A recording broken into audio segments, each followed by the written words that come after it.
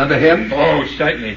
His family was supposed to come for him, but they didn't come after all. No? Nah, a croaker named Cragg came for the body in an old truck. A croaker? He means a doctor, Miss Lane. Oh.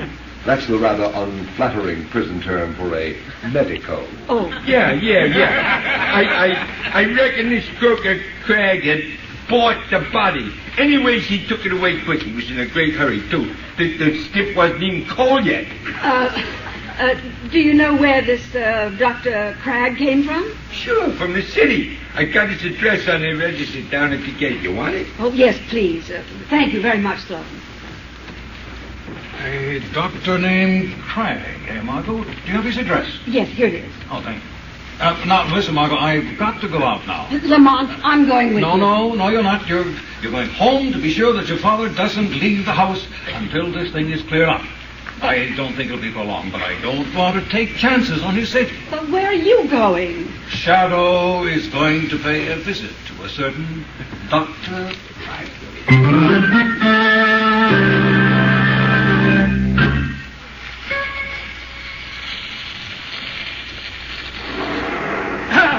The solvent! At last! I've got it! Dr. Cragg? Huh? Who was that? Who spoke? Does it matter? I'm right here at your elbow. You lie. I'm the only person in the room. No, you're not, Doctor. But I wouldn't turn around to find out if I were you. Where are you? Where's that voice coming from? I can swear there's no one else here. Then you must be having hallucinations. Listen to you, Doctor. I'm sane. Sane. I'm sure you are, but you can't see, that's all. What do you want? Just a favor at a price. A good price. How much? $20,000. Yes, a good price. Well, I've got a friend booked to hang on the 23rd of this month. What's that got to do with me? You might have. 20 grand. Who's your friend? His name is Louis. Three-fingered Louis. Well, what am I supposed to do about it? Perhaps you could keep him alive. So, why come to me? Drop that gun, Doctor. I've got you covered. You dirty... You can't shoot the shadow. Shadow. You don't mean... Yes, I mean the shadow. The shadow just wants a little information. You won't get it. Little information as to how you resuscitated Peter Swift. Brought him back from the dead, if you prefer the term. I won't tell you. And restored his broken neck. I did it. I've proved I can do it. But it's my secret. I don't care if you are a shadow or the shadow. You can't have my secret. No one can have it. It's mine. Perhaps you trade your secret for mine. My secret of blinding eyes to the obvious. I can teach it to you in a few minutes. The shadow's secret of invisibility. Well, I'm not interested in your secret, some psychological touch.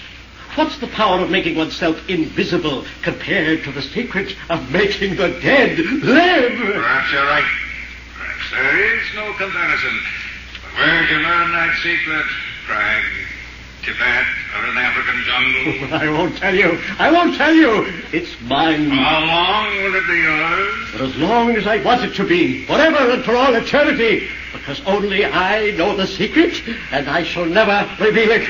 No.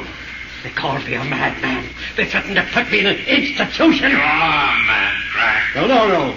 I am a genius. Well, you benefited by an exceedingly rare coincidence. No. A coincidence might happen one time in a billion, one time in a trillion. It was no coincidence, I tell you. It was my genius. And I shall hold my secret. I shall continue to make the dead live. You're making Peter Swift live has caused two other men to die. To die at the hands of Peter Swift. And what interest is that to me? I am not interested in that. Not interested in the fact that the third man may die tonight. A man named Ross Lane. What do I care about Ross Lane, alive or dead? It is nothing to me. Will you bring Ross Lane back to life? Oh, I could. I can bring anyone back from the dead. I tell you, I have found the secret of life over death. I can prove it again and again. I can prove it on myself. I can die and bring myself back too late. You are mad, Craig. Oh, am I? Am I Oh, mad? Craig. Yeah, I'm only putting my gun on the table. Very well, then. I'm not afraid of you, even though I can't see you. You see? Yes, Craig. And I will prove to you what I just said. I am not mad. I am a genius. I have found the secret. What was that? Why did you put that fountain pen in your mouth? Oh, so that's it. Potassium cyanide in that pen, huh? And you think you'll bring yourself back to life, huh? Oh, Craig, you were a fool. You were a madman. So now, there's the shadow against the ghost. Ghost of Peter Swift. But never the ghost of Dr. Craig.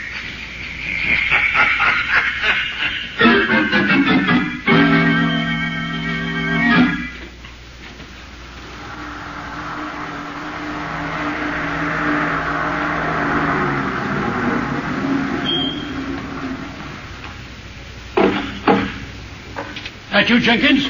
Good. I'll be right out. But Mr. Lane, sir, Miss Margot left strict instructions that you were not to go out of the house. Oh, she did. Well, when she comes back, you tell her I went out. I'm not going to be ordered around by my own daughter as if I were a child of 3. Ridiculous. I can take care of myself. Open the car, Jenkins. But Mr. Lane, the Danger my eye. I'm going straight to my own club. It's my own car with my own chauffeur. The club, Jenkins. Yes, sir.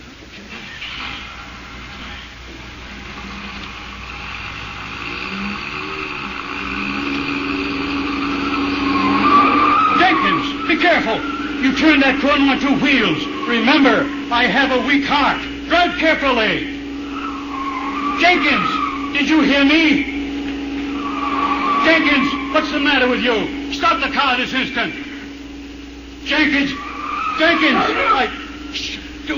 why, you're not Jenkins. Me?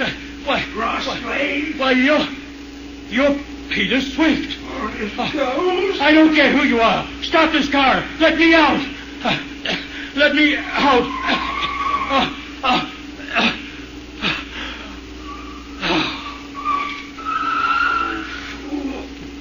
Went and croaked by himself. Scared to death. Well, save me the trouble. I wouldn't be too sure of that, Peter Swift. What's that? Ross Lane is unharmed. He's only thinking. He has a weak heart. Who's that? Where are you? Don't tell me you didn't know you had a shadow as a passenger, too, Peter. Shadow? Yes, the shadow. What are you going to do? I think you'd better stop the car, Peter, and then I'll see that the proper authorities get you again. And this time there will be no Dr. Craig. Yeah. Well, this time they don't get me. No? Shadow, no shadow. I'm driving this car, and you don't dare touch me if you do. And when they get you, Peter, they'll take you up on that little platform and blindfold you. And then they'll put the noose around your neck. It'll be hard for them to find you. Your driving is positively reckless, Peter. I think the emergency brake is indicated.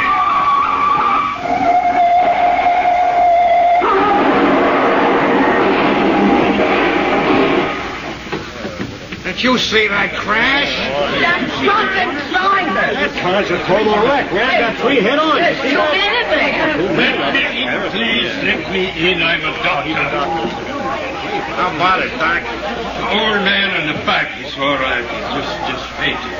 Shock, probably. And the other? Well, I'm afraid the shortly he is down for broken neck. No, this is funny. What's that, Doc?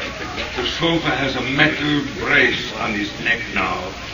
He must have broken it once before.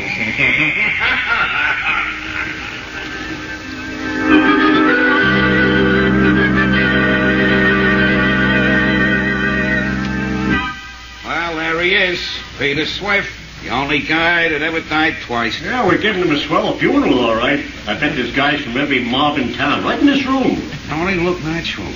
Worse than natural. And cast your lamps on the reed. Yeah, Peter liked flowers. They used to let him mow the grass and sing. Who sent this little bunch of funny blue flowers? Huh? Oh, them is forget-me-nots. Ain't there no card? Guess there is at that. My gosh. Look here. What does it say? The shadow.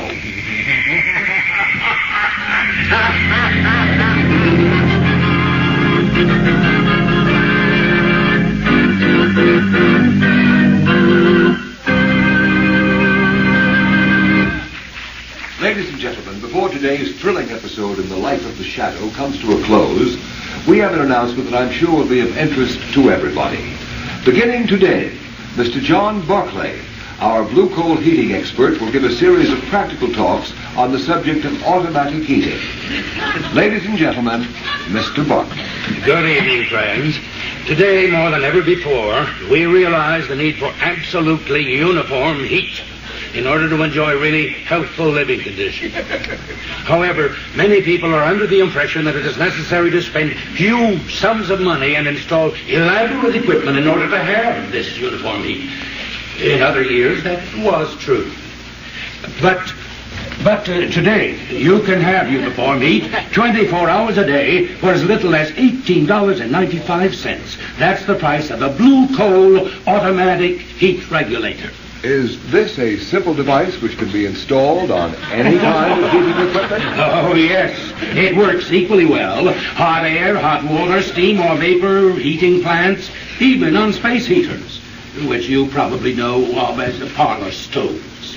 Not only is the blue coal heat regulator so inexpensive that anyone can afford one, but its operation is simplicity itself.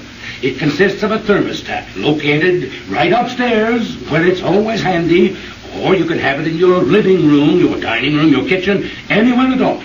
This thermostat is then installed to connected to a silent motor located in the basement near the furnace.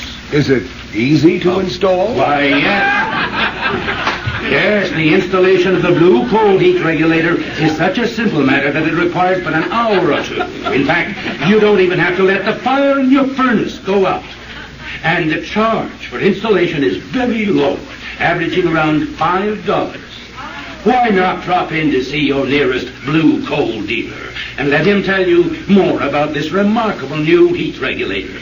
You'll find he's the outstanding heating authority in your community.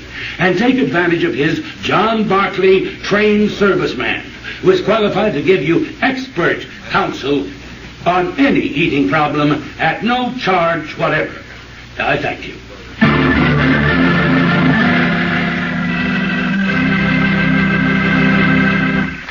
The story you have just heard is copyrighted by the Shadow magazine.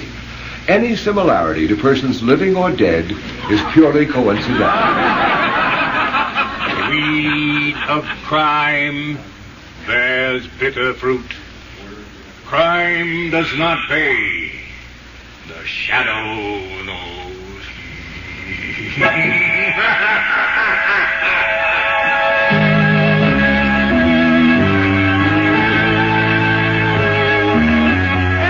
Extra, hear all about the Shadow. Next week, same station, same time, the Shadow returns. His latest adventure, same time, same station.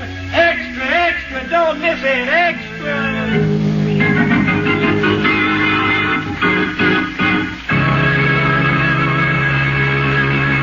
Our cast tonight has included Dwight Weist, Margot Stevenson, Parley Bear, Jackson Beck, Arnold Moss, Sidney Sloan, Trudy Warner, Arthur Anderson, Dick Osgood, John Nanovic, organist Rosa Rio, and Terry and Ken Ross on sound effects. Is there another name I should mention? And of course, Carl Weber as John Barclay. This is your announcer, Ken Roberts, who joins with the cast in extending our appreciation to the creator of the Shadow, Mr. Walter